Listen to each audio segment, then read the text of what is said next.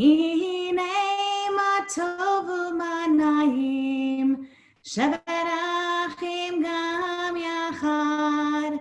Hine ma tov u'manayim, Shabbat achim gam yachad. Hine ma tov u'manayim, Shabbat achim gam yachad. Hine ma tov u'manayim, Shabbat achim gam yachad. How good it is for us to be together this Shabbat morning. We are so glad you're here. If you're here with us live on our streaming site through our website or on Facebook Live, we are so glad you're with us. And if you're tuning into this after the fact, whenever it is that you arrive, we're glad you're here as well. We want to invite you, if you're on Facebook, to sign in to let us know you're here, to greet each other with Shabbat Shalom, say where you're coming from, where you are this day.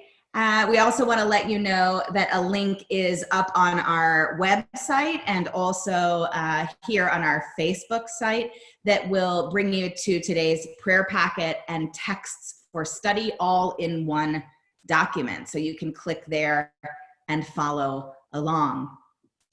We'll begin with a reading. If you are reading along with us, please do feel free to read aloud, or if it is easier for you, you can just listen. May the one whose spirit is with us in every righteous deed be with all who work for the good of humanity and bear the burdens of others, and to give bread to the hungry, who clothe the naked, and take the friendless into their homes. May the work of their hands endure, and may the seed they sow bring abundant harvest.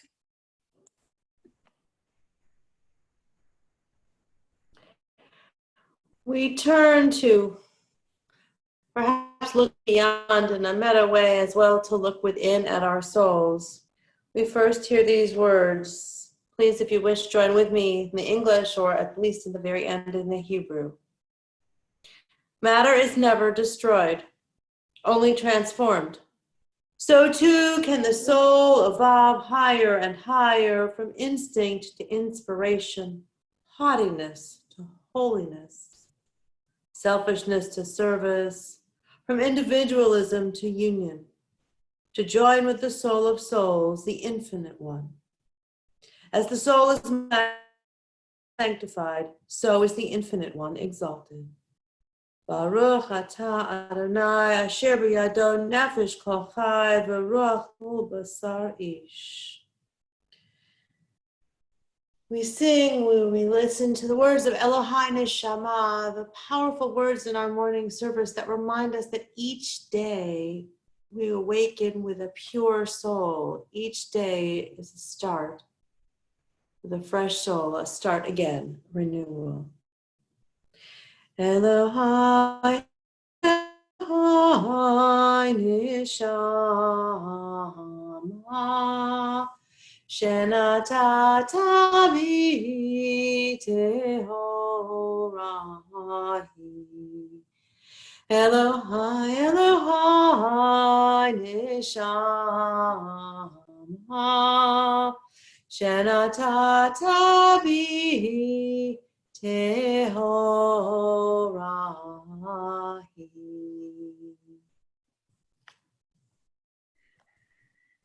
Doing that personal reflection, that personal intake prepares us for prayer together. And our tradition tells us that our prayer officially begins when we join together in Baruch Hu. So if you are in a place where you can stand and you'd like to do that and face east, that would be wonderful. Wherever you are, though, seated or standing, whichever way you face, we'll invite you to join with us. Yai la la la la la la la la. Yai la la la la la la la la. Yai la la la la la. Yai la la la la la. Yai la la la la la la la la. Yai la la la la la. Yai la la la la la. Yai la la la la la la la. Baruch hu et Adonai HaMevorach. Baruch Adonai HaMevorach, HaMevorach le'olam va'ed. HaMevorach, HaMevorach le'olam va'ed. As we come into our prayer, we reflect on the miracle that another day has arrived. The sun set last night, bringing us into Shabbat, and it rose this morning, awakening us to a new day, the majesty of the cycles of life and time. And as we come forward into gratitude to our tradition, gratitude to the source that links us all, we turn to Shema. I invite you to take a deep breath. If you'd like to close your eyes, let's sing together. Shema Yisrael, Adonai Eloheinu, Adonai Echad. Baruch Shem Kevod Malchuto Le'olam Va'ed. We'll continue together with the singing of Ve'ahavta. These words resonate at least more powerfully for me these days, these solitary days, giving us time to reflect on what it means to walk in God's ways, to rise up, to lie down, reflecting on them each and every day. Join with me. Ve'ahavta et Adonai Elohecha b'chol levavcha u'b'chol nafshecha u'b'chol me'odecha ve'hayu hadvarim ha'ele asher anochi mitzavcha hayom al levavecha v'shinantam levanecha v'dibarta bam v'shivtecha b'veitecha uvlechtecha b'derech uv'shochbecha uv'kumecha וקשרתם לאות על ידיך, והיו לטוטפות בין עיניך, וכתבתם על מזוזות ביתך ובשעריך, למען תזכרו ועשיתם את כל מצוותיי, והייתם קדושים לאלוהיכם. אני אדוני אלוהיכם, אשר הוצאתי אתכם מארץ מצרים, להיות לכם לאלוהים. אני אדוני אלוהיכם, אמת. So we have turned to God, affirming the oneness, and as we have reflected this morning in our words of prayer on our connections to community, we turn to Mishaberach, a prayer we know of so often as healing and strength for those who are ill, those who are in need of healing of body and of soul.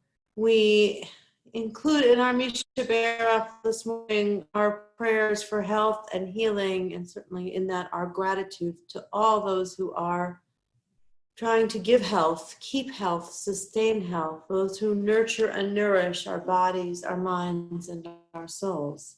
Mishaberach avotenu ve'imotenu Abraham Yitzchak ve'Yaakov Sarah Rivka Rachel v'Leah Hu Yivarech. God who blesses, Hu Yivarech et hacholim, God who blesses those who are ill, God who blesses the doctors, the nurses, all of those who are on the front lines in our labs, in our hospitals, in our medical offices, over the phone, on the front lines. Bless those who are ill with healing, with strength, with patience and courage, and bless those who are fighting for health for so many, with strength, with insight, and with healing as well. We say together, Baruch Atah Adonai Rofeh HaCholim. We praise you, God, giver of health and healing. We pause. We each come to this time and place with our prayers, with our reflections. Let us pause for silent prayer and reflection.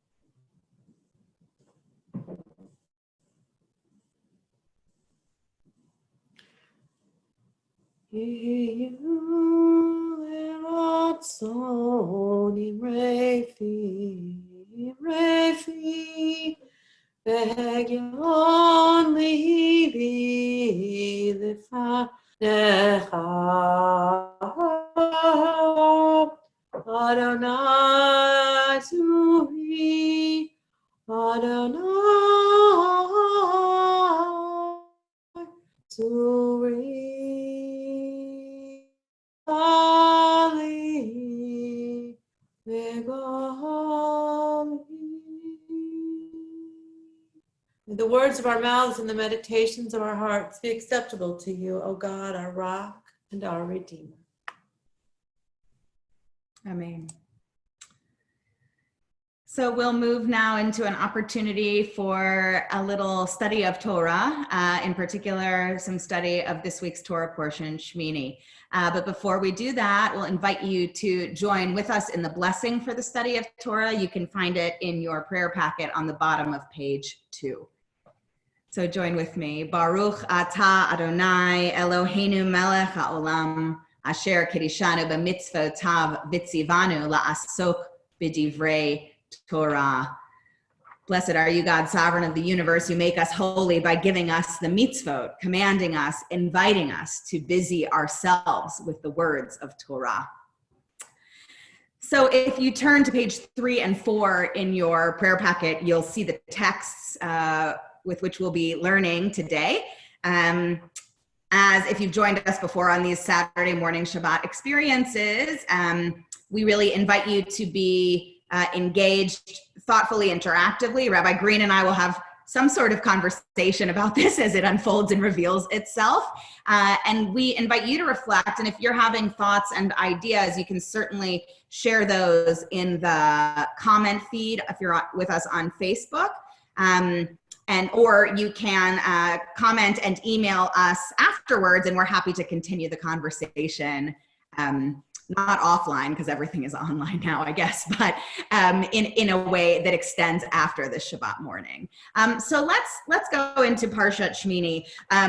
There's funny conversation around clergy people these days in the book of Leviticus, which, listen, of all of the books of Torah, I'm not sure that it's the one that anyone would say, well, this is the most relevant, exciting, thrilling book. But interestingly enough, in this period of time in which we find ourselves and our world navigating through this pandemic, in some respects, the book of Leviticus and its messages and obsessions has really come to be the most important book. And I'm grateful that this is the book we are aligned with right now. I find new meaning in everything that it has to offer, every week in ways that truly I could have never imagined that I would. I don't know about you, Rabbi Green, or how that feels for you, but I just want to sort of begin there in that frame of, wow, Leviticus, surprise me.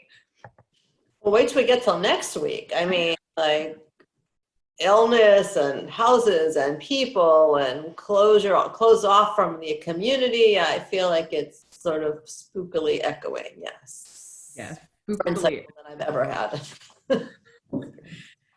Yeah, absolutely. You know, and so I'd say the framework through which to understand the book of Leviticus, if you're not familiar with it, is largely a worldview reflected by the priests, the people at the time of Torah, and who afterwards, for quite a significant period of Jewish history, early Jewish history, functioned as essentially the intermediate Jews to God. They were the land-based phone connection line. If you didn't have a priest, you really couldn't access God. Very different than how we understand our relationships spiritually and otherwise today in our world. But really for the early part of Jewish history, from the time of Torah, really all the way up essentially through the destruction of the Second Temple. And that takes us to about the year 70. You have a worldview and a construct aligned around this understanding of the critical role of the priest. In our day, we don't have that anymore. So we're gonna work through a text to kind of show the worldview and how it functioned in this priestly center initially, and then we'll come into what could we possibly learn from that today. So I want to bring us to the first text, to the biblical text from which we'll work, the text from Parshat Shmini. It's Leviticus chapter 9, verses 22 and 23. It's text number 1 on your text sheet. So I'll just read it out loud. Verse 22, Aaron lifted his hands toward the people and blessed them, and he stepped down after offering the sin offering, the burnt offering, and the offering of well-being.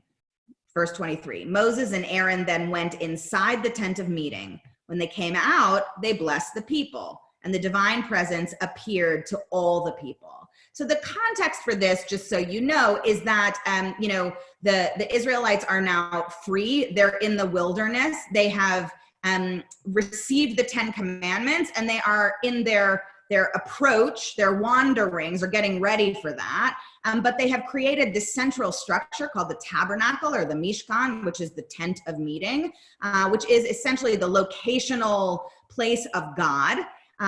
Only very specific people have access or proximity to this tent. But once it gets going, once it's open for business, as it were, that means that an open line of connection exists between the people and God, as facilitated by Aaron, Moses for a little bit of time, and Aaron's sons, and what will eventually become the entire lineage of priests. So here what we're seeing is the very first ritual marking opening day of the tabernacle, for lack of a better way to understand it. And of note is that this experience of Aaron and Moses going in and out of the tabernacle is bookended by blessing, okay? So Aaron does this blessing beforehand, and then Moses and Aaron come out, and they together do a blessing afterwards. And after these bookended blessings, God appears, which basically is like the on sign, the lights go on, right? It's functioning. So I don't want us, for our purposes today, to think about the second blessing. I want us to focus on the first one, because there's this really interesting dual instruction or dual description that Aaron lifts his hands, whatever that means, and then blesses them. The commentaries make it clear that the blessing that happens after they come out is a different blessing. There's a little note about that. But generally speaking, the commentaries understand that the first blessing that Aaron does, where he lifts his hands, is actually a blessing you're likely familiar with. It's the priestly blessing, which we don't get introduced to in a script until the book of Numbers. So this is kind of like a preview or something like that. But if you look down in text number 2, you'll just see the sort of Rashi commentary. Rashi, generally understood as probably the most important Jewish biblical commentator of all time. He kind of definitively states, what does it mean, and he blessed him? Well, it means he blessed them with the priestly blessing, Birkat Kohanim. And this is the blessing that we say when babies are born. on an occasion of a birthday, a wedding. Parents bless their children with this phrase every Shabbat traditionally.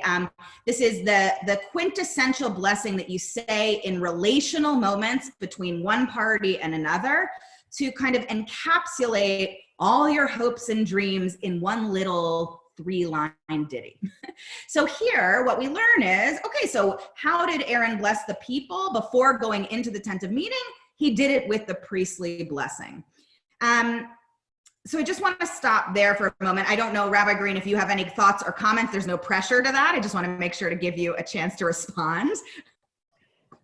You know, you and I spoke about this week, and I'm struck, as I know you're going to get to, talk about the lifting of hands. But what I hadn't thought about, and I've done, you know, I've said and sung the priestly blessing, I'm not sure how many hundreds, thousands of times, is the translation for the last line is, may God's countenance turn toward you and grant you peace. But what is it? Yisa Adonai, may God's face lift upon you.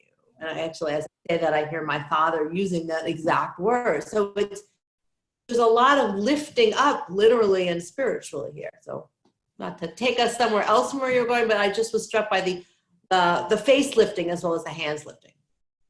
Yeah, I didn't think about that before. I love that pickup in that, you know, like to bring it back to the Torah verse, it's interesting in that if you were to put this blessing, like put the script of the blessing into the Torah verse, like reinsert it where it wasn't there, right? So it basically says, Aaron lifted his hands toward the people and blessed him. And he said, may God bless you and keep you. May God's face shine upon you and be gracious to you. May God's countenance turn towards you and grant you peace, right? Or may God lift up God's presence to you. And then what's interesting is look what happens just in this text. They go in, they come out, they say another blessing, and sure enough, God's presence, it reveals God's self. God is lifted to them. It's an interesting idea of, you know, who's really willing this to be. And I wonder in this case, I didn't think about this before, but I wonder if in this case, it is the articulation of the words of the blessing,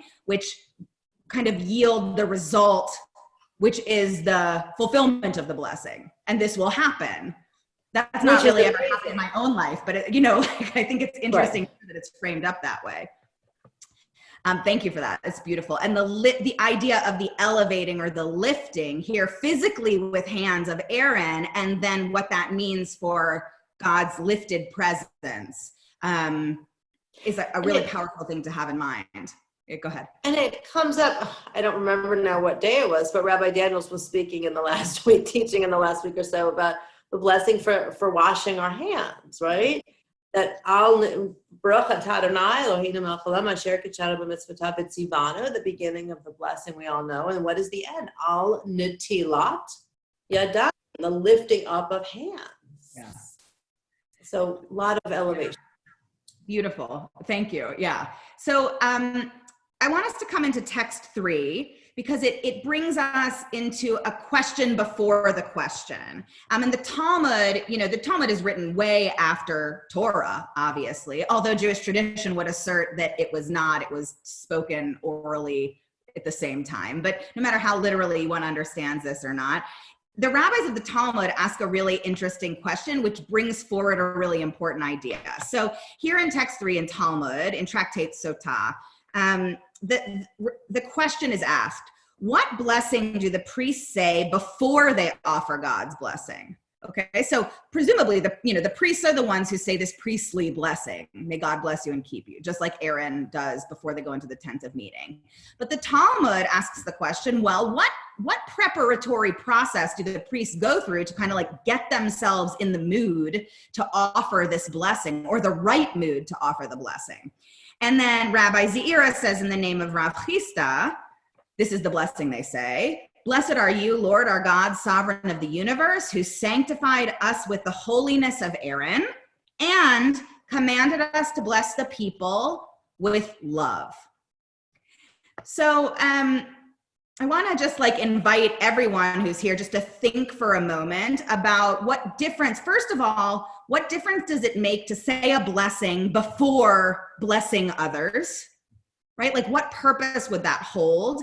And then second, what is the effect when the blessing invokes holiness of our ancestors, in this case, the holiness of Aaron, and the idea that we are commanded, the blessers are commanded to bless the people with love, not with judgment, not with kindness, not with faithfulness, but rather with love. How might that impact the tone of the blessing that would then follow?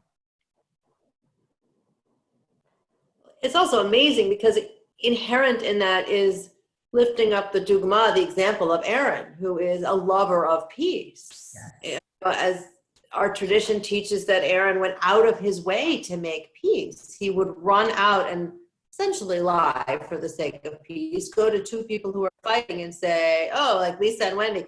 Lisa wants to make amends, and Lisa, whatever, I did it backwards. Wendy wants to make amends and make peace proactively. So not only is it lifting up holiness and love, but it's inherently citing, hey, Aaron was a lover of peace, so go follow in his footsteps. I mean, it's spectacular.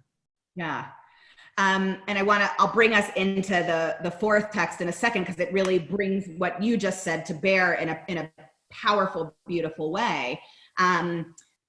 But I just sort of want to make explicit, or actually, yeah, I guess make explicit something that we might take for granted, that it isn't just the words of the blessing, right? Like I could be offer that blessing all the time, right? And we both do in our professional capacity to all sorts of people all the time, babies, B'nai Mitzvah students, wedding couples, what have you, birthdays, anniversaries, so we offer this all the time. But this framing reminds us that it's not just saying the blessing, it's the head space and the heart space that you put yourself in before saying it. Because if I'm saying it, but I'm thinking about what's for dinner, or, ew, I don't really know how I feel about you people who I'm blessing. That doesn't ever happen, but let's just pretend that it did, right?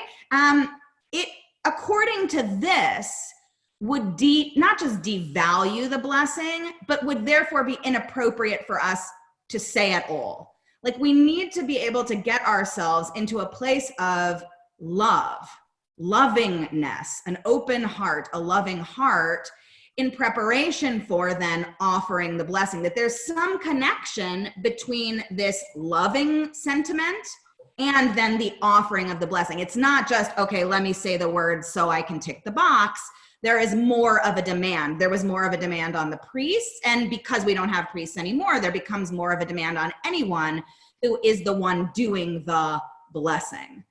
So let's look at text 4 just to see how the Hasidic frame, a relatively modern Hasidic frame, opens this up for us and brings us back to this idea connecting to the lifting of hands most specifically.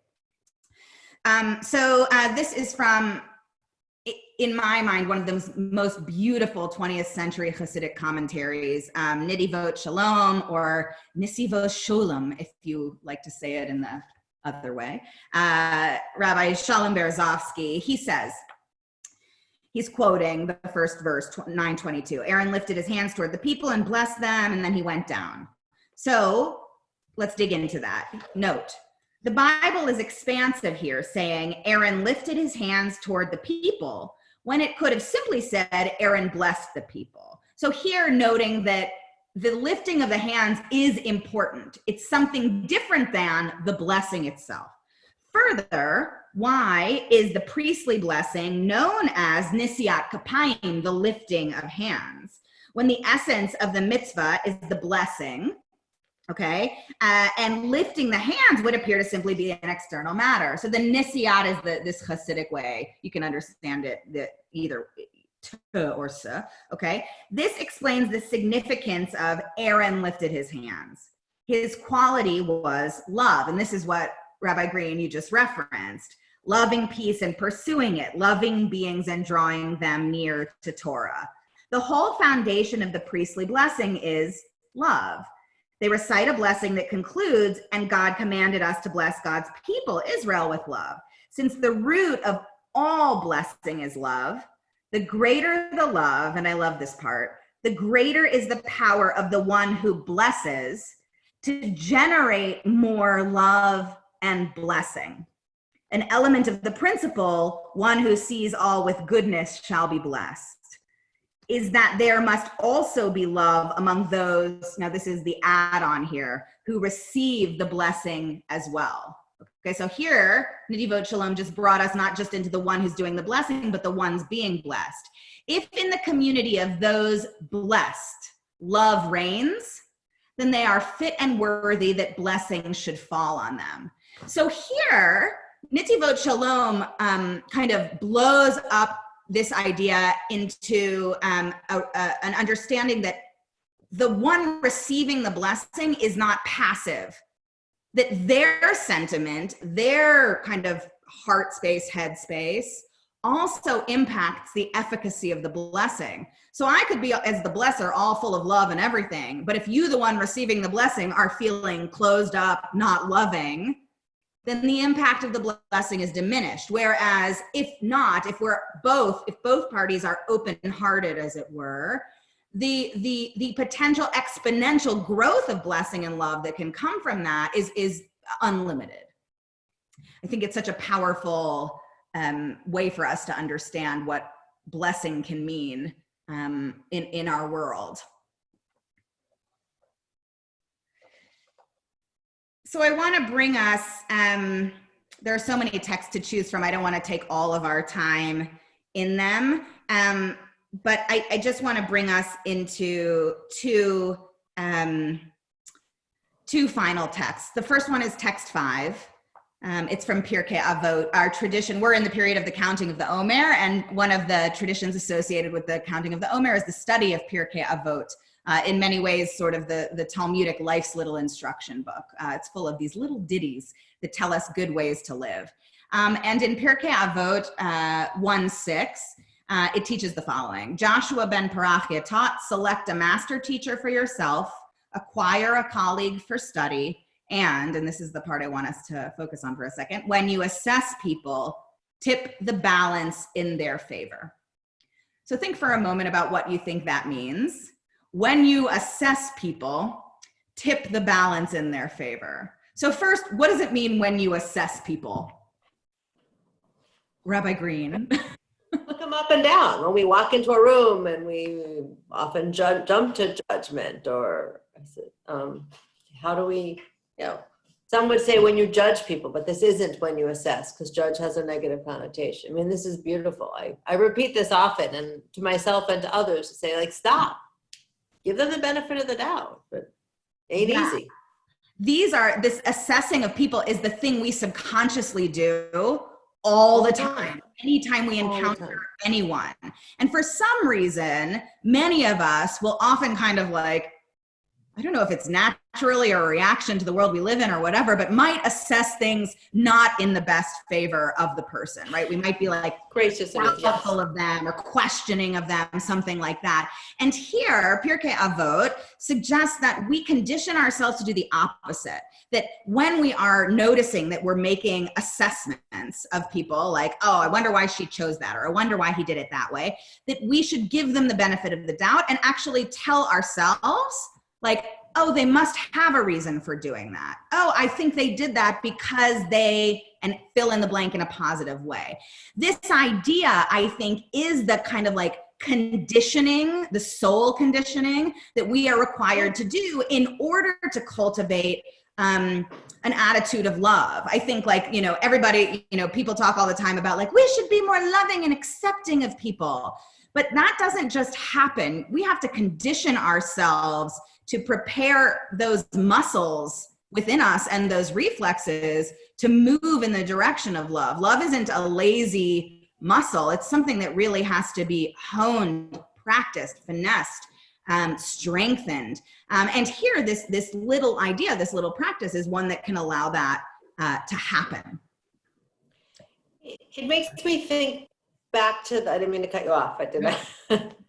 Makes me think, go back to the verb for lifting up, and also to setting an intention, right? Like, we often in the moment, like, we walk into a room, we encounter someone in a store, and we jump to assess, shall we say. And in that moment, we need to stop ourselves. But what if we, at the beginning of the day, set almost really that blessing as an intention? Yes. Go forward into that, and then to remind ourselves that it's lifting up. Like to tell ourselves, I'm going to lift up my intention or my. Yeah, and we could almost like play with it to say, what are we lifting up? We're lifting them up. We're lifting the other up, right? Like sort of imagine like if in blessing them, we hold them in our hands, you know, like what does it mean to lift that, to elevate not our own sentiments, but them, elevate them. Thank you. Yeah, that's a really neat way. It's just a neat way to tie in the lifting idea. Thank you. That's beautiful. So I'll tell you, text 6 is wonderful. It's a text from the Baal Shem Tov. We're not going to spend time on it because it's very similar to text 5. But if this is an interesting topic for you, I would commend you to. I would say it's worth your reading, and it's another thing that's easily practiced and conditioned. But we'll come to the concluding text, text 7, Ma'or Vashemesh. So this is an 18th century Hasidic text, which just sort of tells us, okay, so what's at stake in this cultivation of a loving attitude between the blesser and the one who is blessed? So Kalonymus Kalman Epstein says, it's known from the teachers and their writings that a key element of spiritual life is the unity of the Jewish people. This is one leg on which the whole Torah rests. As we know from the story of Hillel with the Gentile, or the person who is from a different faith background, as told in Shabbat 21b, what's hateful to you, do not do to your neighbor. The rest is commentary, right? The reference to the golden rule. This is explicit in the Bible. Even if Jews should worship idols, yet have peace among them, no adversary can have power over them, as it says in Hosea and Genesis Rabbah. Though Ephraim is addicted to idols, Ephraim, another name for the Jewish people at that time, let him be. This is like a stunning idea because, you know, idolatry, kind of like the biggest no-no we have in Judaism, not generally a lot of tolerance for it anywhere. And here we're hearing that, listen, if they're worshiping idols, but they love each other, leave them alone. The opposite is too terrible to consider, as baseless hatred led to negating this mitzvah, and the second temple was destroyed. The whole process of sweetening negative forces depends on this. And what is this? It's love. Now, and then there's just this little gematria thing at the end, sort of Jewish mystical number game. Now, the numerical number of ahava, which is the Hebrew word for love, is the same as echad, the word for one. Both are equal to the number 13, which has its own mystical traits and qualities.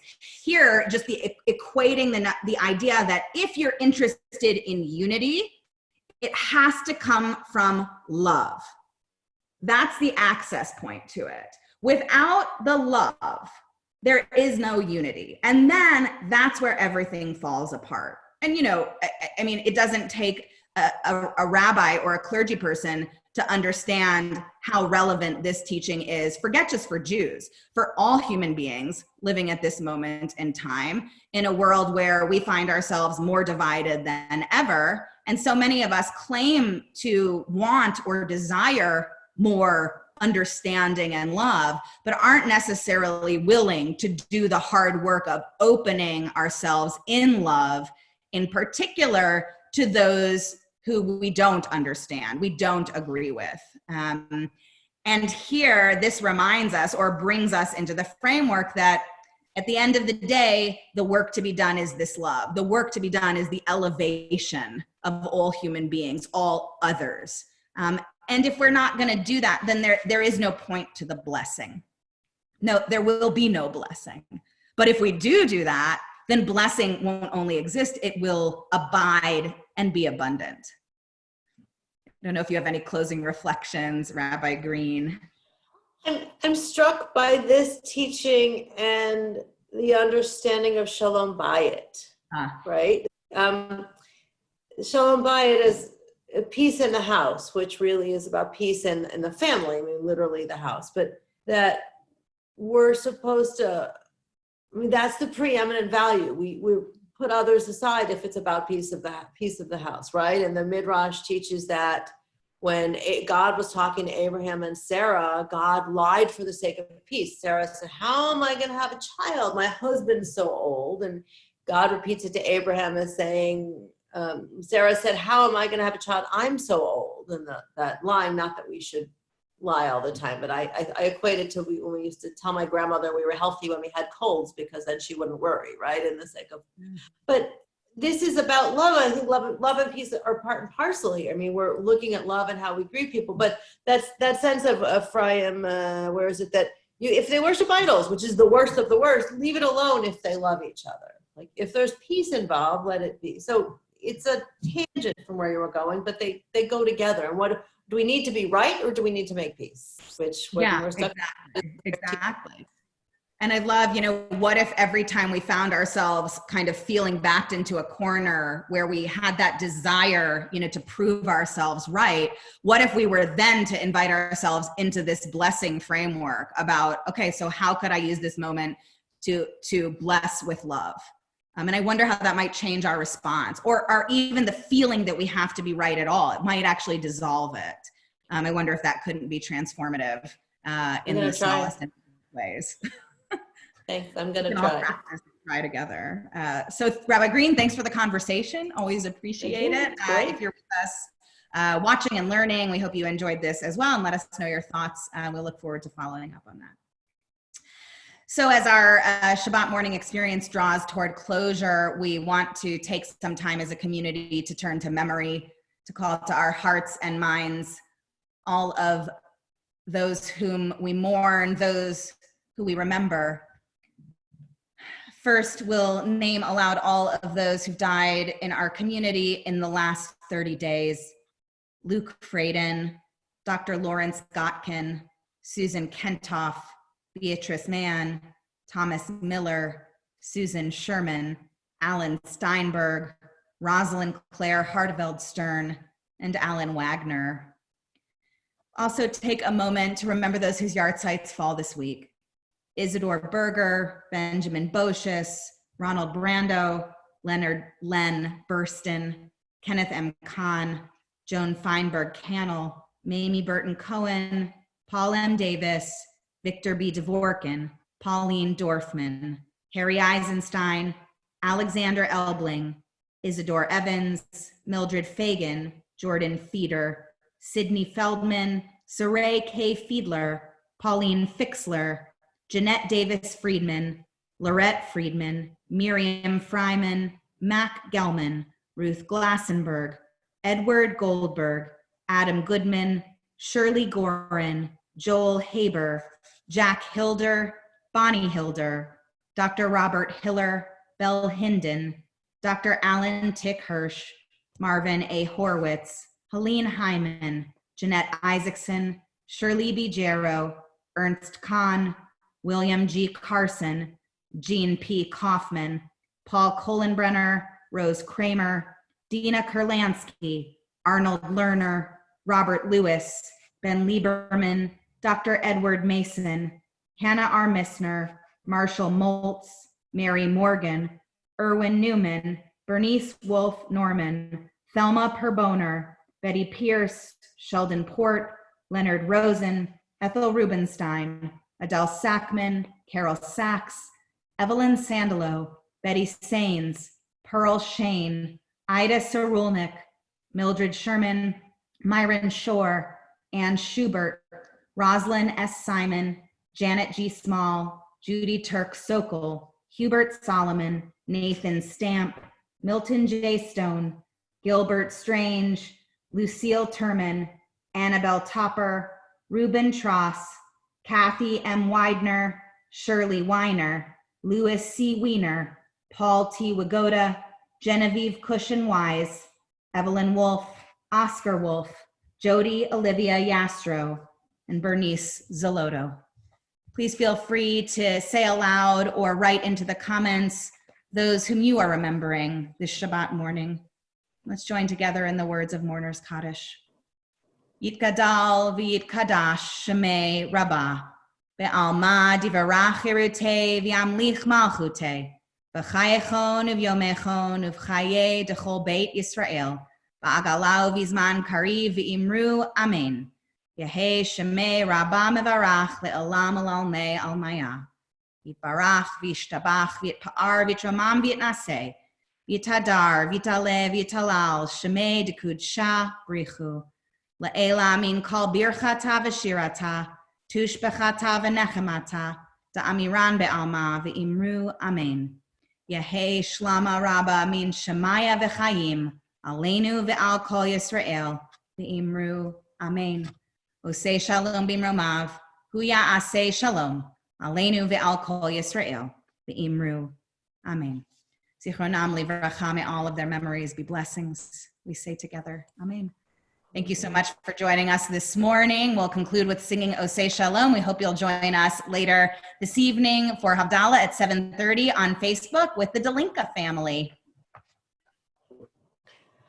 Osei shalom bimromav, hu ya'aseh shalom aleinu. V'yal kol Yisrael v'yimeru amen. Osei shalom bimromav, hu ya'aseh shalom aleinu.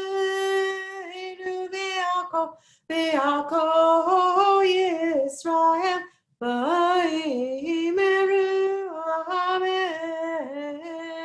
Osei shalom bimromav, hu ya'aseh shalom aleinu. V'yal kol Yisrael v'yimeru amen. Shabbat shalom. Shabbat Shalom.